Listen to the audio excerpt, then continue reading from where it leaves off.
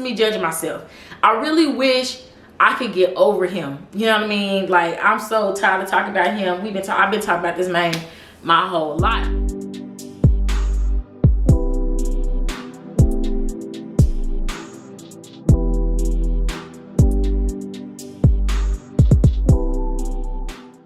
Hey you guys, it is Tia Says, and I am back with another video. This is day 3. I'm lying. I'm right. This is day 3, but I'm gonna put day 2 and day 3 in one because day 2 was kind of short. Please do not forget to like, comment, and subscribe. Sorry if you see me sweating. It is hot. I briefly want to talk about day 2. It really was not as heavy as day 1, like I told you guys. Day 2 was more about just kind of us talking very lightly about just how our feelings about certain things. Majority of the session was spent doing breathing techniques and doing like mental check-ins along with other things. It was a pretty light day. But day 3, again, you guys, I told you we can't really speak on other people. I can just only speak on me. I talked a lot about the military and how I feel this perceived negative relationship with people in the military and the ideas and belief systems and core values of the Navy specifically. But I wasn't the only one who kind of shared that regard, but someone kind of gave me some input and was saying that maybe I am experiencing grief and loss when it comes to the military. Because mind you guys, I do not get out of the military until November of next year. But when I tell you I am already mentally checked out, like I'm done. I experienced a lot of unforgiveness when it comes to a lot of characters in the military, and I think that is very reflective of life in general when it comes to me. So I want to take it a little bit. I started off on the deep end, but I want to take it to the top a little bit. So we went over this thing called, well, I did, my specific part was this thing called distress tolerance. The reality is we're going to deal with things we don't necessarily want to deal with. We're going to deal with all kinds of people, various different circumstances, especially when it comes to work.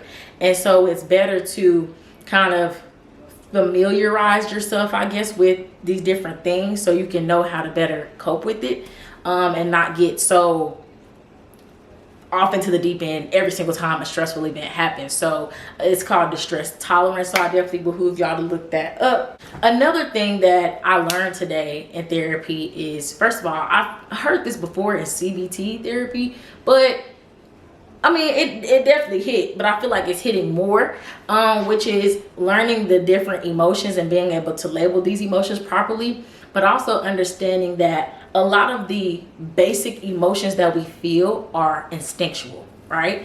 And so, you know, you have the anger, fear, shame, guilt. And what I learned today is that these emotions have positives and negatives, if you will. Like, for example, anger, frustration, irritation, among some other things. That's, I guess you could say, more of the negative effects of anger. And then you have some positives of anger, like anger tells you when you've been violated. You get what I'm saying? Anger tells you when you've been hurt by somebody, you know. And I specifically learned this thing when it comes to guilt and shame. Guilt and shame is definitely something that I carry when it comes to parentals, friends, work. You know, I definitely feel guilty for not speaking up for myself, because I feel like oftentimes in the military you have to make a choice between defending yourself or facing possible and sometimes severe consequences. And a lot of times we don't make that choice. We don't make that choice because the consequences is too great, and we are fearful of the backlash or the reprisal, or fear of something happening to us, you know what I'm saying? Physically, sexually, emotionally, you know what I mean? Like, it can be very isolating at times when everybody kind of turns their back on you in a sense. And maybe they're not literally turning their back on you, but that's kind of how it feels. So yeah, it's there are some perceived consequences, and some of these consequences are not perceived. They are very much real, okay? And so I do experience guilt. You know what I mean? I've experienced guilt for not standing up for myself, for not protecting myself, for not standing up for other people. You know what I mean? And I also feel guilt for treating people a certain way who may have been going through their own thing. And that's military and not military. You know what I'm saying? Severely lacking compassion and understanding for people. You know what I'm saying? Oftentimes we can get so caught up in like, well, this is what I'm going through and this is what I'm dealing with, and we get kind of, I guess you could say, self-absorbed in our own bubble, and we don't realize that other people are going through things as well. But it's kind of like out of sight, out of mind. If we don't see it, we don't, we're not buying into it. You know what I mean? And a lot of times a lot of people are not necessarily very vocal with what they're going through, or maybe they don't know the words. Maybe they don't know how to articulate what they're going through. Maybe they don't know the proper emotion that they're feeling. You know what I'm saying? Like, so just, being all of that. I feel shame as well in a lot of areas.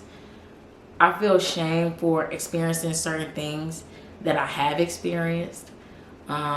Because again, I didn't protect myself, or I allow myself to be violated. That's how it feels. You get what I'm saying? And I say allow because you would think that when someone violates you, you would think that like the answer is obvious of what you should do, right? This person hit me, so I should leave.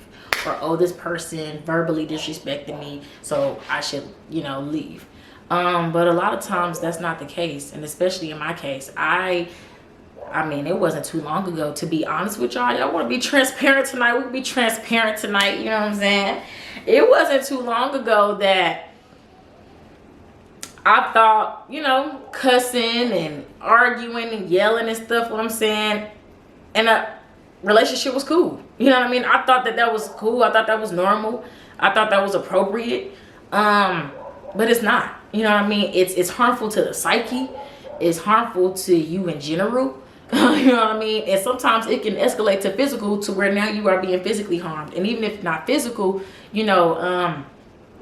it can harm your career. You know what I'm saying? You could just be arguing, but a neighbor call the cops because they think y'all in there fighting. And in certain laws, in certain states, when you call the cops, one of y'all gotta go.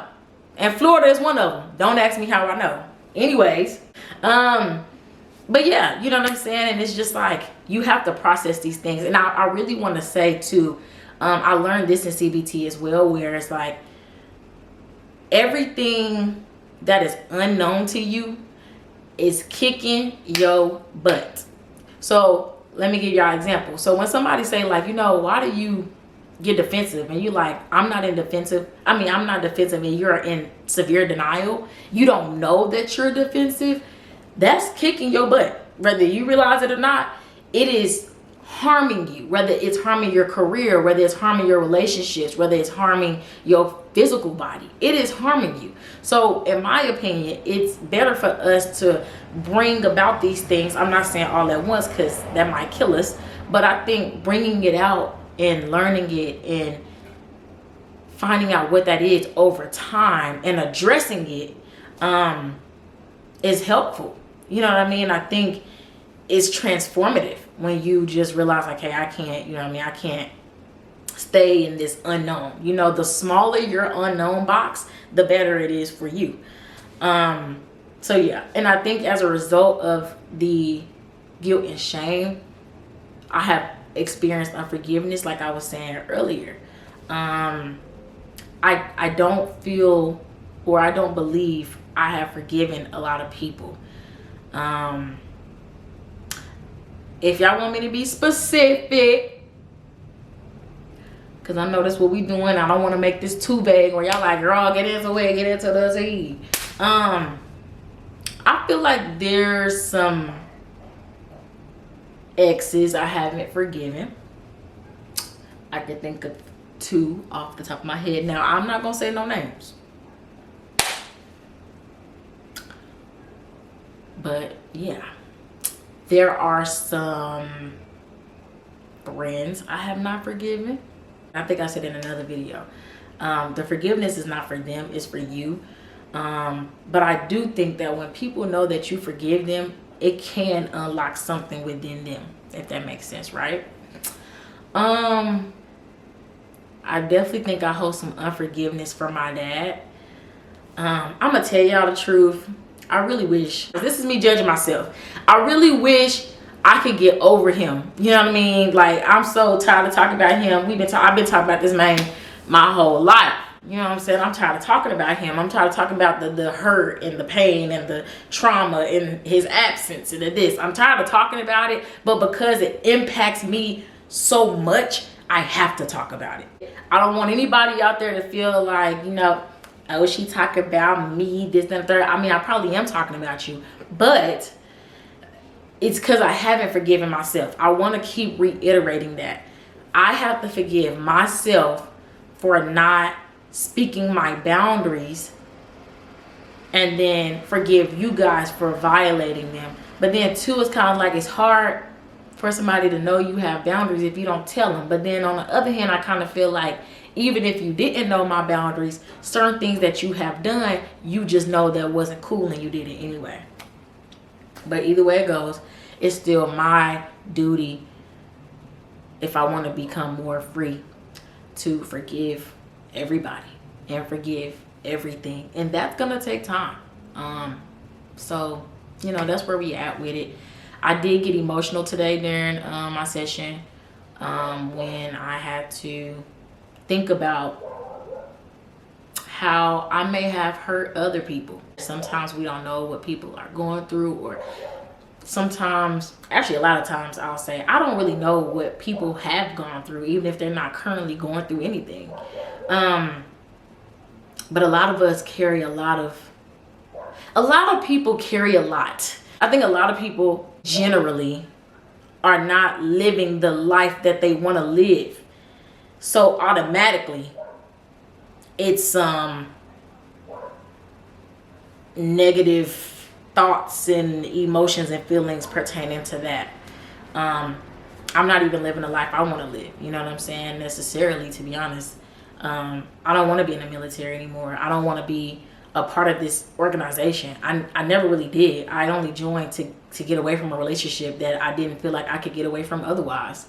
And so, you know, I don't know. But the goal is to start living the life you want. And I definitely believe that you can start doing that daily. You know what I'm saying? And that is my call to action, because I'm getting ready to end this video. My call to action is a couple of things. One, start trying to live the life you want to live, even if you start in subtle ways. If you're the type of person who's like, man, I kind of want to be a physically fit person and that would make me happier, maybe start with walking.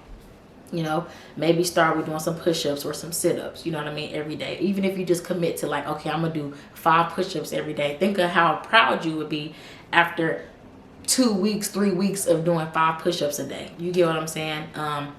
And that's what I feel like I'm beginning to do. I feel like I'm beginning to pick up these pieces. I'm reading more, I'm exercising more, I'm eating healthier, I'm implementing the things that I am learning in therapy. It ain't always easy, but you know, we in this thing. The second call of action I have for everybody is for us to be a little bit more compassionate. You know what I mean? I know some of y'all who know me might be like, girl, I know that ain't the kettle calling the, I know that ain't the pot calling the kettle black.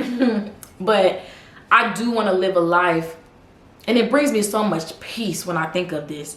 I do want to live a life of more compassion and forgiveness and peace and joy and happiness. You know what I mean? I want that to exude off of me. I want when I walk in a room, it's like, dang, good energy. You get what I'm saying? And so I just wish for you all, including myself, to just be a little bit more compassionate. When you could go off, choose to see that person as maybe a person who needs help or a person who doesn't know how to articulate. Still place your boundaries, but just shift your perspective of what you are currently experiencing in that moment and choose to see it in a better light. Does that make sense? So I will catch you guys tomorrow. I love you guys and have a great night. And remember to be loving and say your prayers and